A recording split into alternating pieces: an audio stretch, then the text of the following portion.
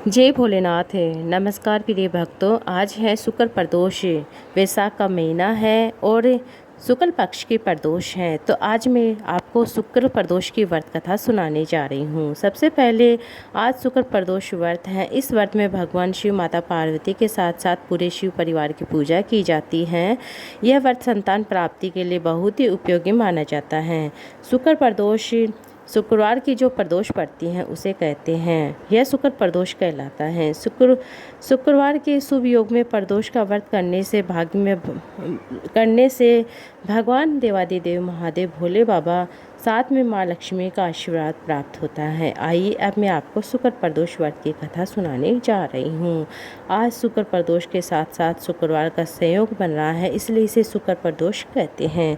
शुक्ल प्रदोष व्रत का महत्व शास्त्रों में बहुत अधिक खास बताया गया है। शुक्ल प्रदोष व्रत में भगवान शिव, माता पार्वती की पूजा करने से संतान की प्राप्ति होती है। सच्चे मन से अगर पूरी शिव परिवार की पूजा की जाती है तो संतान सुख की प्राप्ति होती है, साथ में सभी मनोरथ पूर्ण होते हैं। व्रत करने वाले को शुक्ल प्रदोष की व्रत कथा अवश्य सुननी चाहिए। प्रदोष के दिन, प्रदोष काल के समय कथा आप जरूर सुने। सुबह के समय में भी सुन सकते हैं। शुक्रवार के दिन जब त्रयोदशी तिथि का संयोग बनता है उसे हम शुक्ल प्रदोष कहते हैं। शुक्ल प्रदोष व्रत के साथ चतुर्दशी तिथि का भी संयोग कभी कभी बन जाता है, वह बहुत ही उत्तम होता है। महीने में मासिक शिवरात्रि आती है।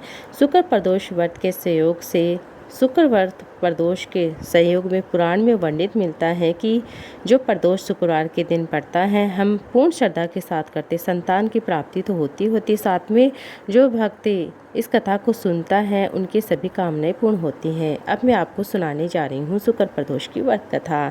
सूत जी बोलते हैं, प्राचीन काल की बात है। एक नगर में 3 मित्र रहते थे। तीनों में ही घनिष्ठता मित्रता थी। उसमें एक राजा का बेटा था, दूसरा ब्राह्मण का पुत्र था, तीसरा सेठ का पुत्र था। राजकुमार और ब्राह्मण पुत्र का विवाह हो चुका था। सेठ पुत्र का विवाह के बाद गोना नहीं हुआ था। एक दिन तीनों मित्र आपस में स्त्रियों की चर्चा कर रहे थे। ब्राह्मण पुत्र ने नारियों की प्रशंसा करते हुए कहा कि नारीहीन घर भूतों का डेरा होता है। सेठ पुत्र ने यह वचन सुनकर अपनी पत्नी को लाने का तुरंत निश्चय कर लिया था। सेठ पुत्र अपने घर गया और अपने माता पिता को अपना निश्चय बताया। तब उसके माता पिता बोलते हैं कि बेटा, अब शुक्र डूबा हुआ है। इन दिनों बहुएं बेटी को घर से विदा नहीं कराकर लाते हैं, शुभ नहीं माना जाता। अतः शुक्रोदय के बाद आप अपनी पत्नी को विदा करा के लेके आ सकते हैं।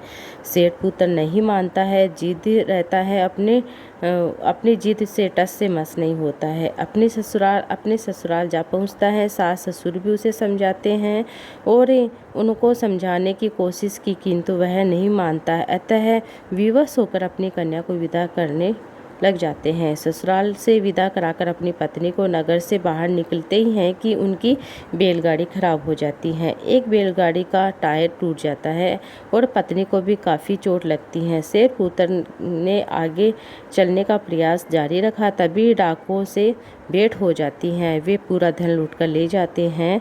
सेठ का पुत्र पत्नी सहित रोता पीटता अपने घर पहुंचता है। जाते ही उसे सांप ने डस लिया। उसके पिता ने वेदों को बुलाया। उन्होंने देखने के बाद घोषणा की कि आपका पुत्र 3 दिन में मर जाएगा। उसी समय इस घटना का पता ब्राह्मण पुत्र को लगता है। उसने सेठ से कहा कि आप आने लड़के को पत्नी सहित बहू के परिवार और वापस भेज दो, ये सारी बाधाएं दूर हो जाएगी। आपका पुत्र शुक्रास्त में मेरी बेटी को विदा करा के, अपनी पत्नी को विदा करा के ले गया था। यदि वह वहाँ नहीं जाएगा तो वह बच नहीं पाएगा। सेठ को ब्राह्मण पुत्र की बात याद आ गई और अपनी पुत्र को वापस ही वहाँ पर उसके ससुराल छोड़ आता है। वहाँ पहुँचते ही सेठ पुत्र ठीक हो जाता है, हालत ठीक हो जाते हैं। तत्पश्चात उन्होंने शेष जीवन उनके साथ से सुखपूर्वक बिताया और शुक्रोदय के समय वह अपनी पत्नी को विदा करा के लेकर आते हैं। इस तरह से ये कथा बताई जाती है। अब मैं आपको वैशाख की प्रदोष का उपाय बताने जा रही हूँ। संतान से संबंधित उपाय है, पुत्र प्राप्ति के लिए उपाय कर सकते हैं। आपको क्या करना है, वैशाख की प्रदोष है तो आपको ये उपाय कर लेना है कि जैसे कि कोई भी वट वृक्ष के नीचे आपको शिवलिंग नज़र आए, कोई भी शिवालय हो, किसी भी चीज़ का शिवलिंग बना हो, चाहे वह मिट्टी का हो, चाहे वह कंकड़ का हो, चाहे स्टील का हो, चाहे किसी भी धातु का हो, आपको क्या करना है, आपको उसका पूजन करना है। पूजन किस तरह से करना है, आपको उसका पूजन अर्थात 2 लोटे जल लेकर जाना है। ऐसा विशेष पूजन नहीं करना है, जैसे कि आप पूजन करना चाहते हैं तो वैसे कर सकते हैं, लेकिन आपको सिंपल रूप से आपको 2 लोटे जल लेकर जाना है। एक तांबे का लोटा लेकर जाना है, एक मिट्टी का पात्र लेकर जाना है जिसके अंदर जल भरकर लेकर जाना है। 2 पात्र राइट हाथ में आपको अर्थात सीधे हाथ में मिट्टी का कलश लेकर जाना है और लेफ्ट हाथ में आपको तांबे का कलश लेकर जाना है, तांबे का लोटा लेकर जाना है। और जो वट के नीचे जो शिवलिंग बना होता है या बनना नहीं है तो आप पार्थिव शिवलिंग बनाकर भी कर सकते हैं। और पति पत्नी समेत दोनों करेंगे तो वो तो अच्छी बात है, नहीं तो कर सकते हैं। इस तरह से आपको, जैसे कि आपने सीधे हाथ में मिट्टी का पात्र लिया है और उल्टे हाथ में आपको तांबे का पात्र लेकर शिवलिंग पर वह जल अर्पित कर देना है। और अगर आप पूजन की सामग्री लेकर गए तो पूजन की सामग्री भी चढ़ा देनी है भगवान को और उस जल को झेल लेना है। और झेलने के बाद जिस नारी को गर्भ नहीं ठहरा है, पुत्र या संतान नहीं हो रही, तो उसको जल का आचमन वहीं पर बैठकर श्री शिवाय नमस्तु नमः ओम नमः शिवाय जो भी मंत्र आता है वह बोलते उसका आचमन कर लेना है। थोड़ा सा जल अपने पति को भी पिला देना है। इस तरह से आपको संतान प्राप्ति के लिए उपाय करके देखना। बहुत ही सरल सा साधारण सा उपाय है, वैशाख महीने में आप जरूर करके देखिएगा।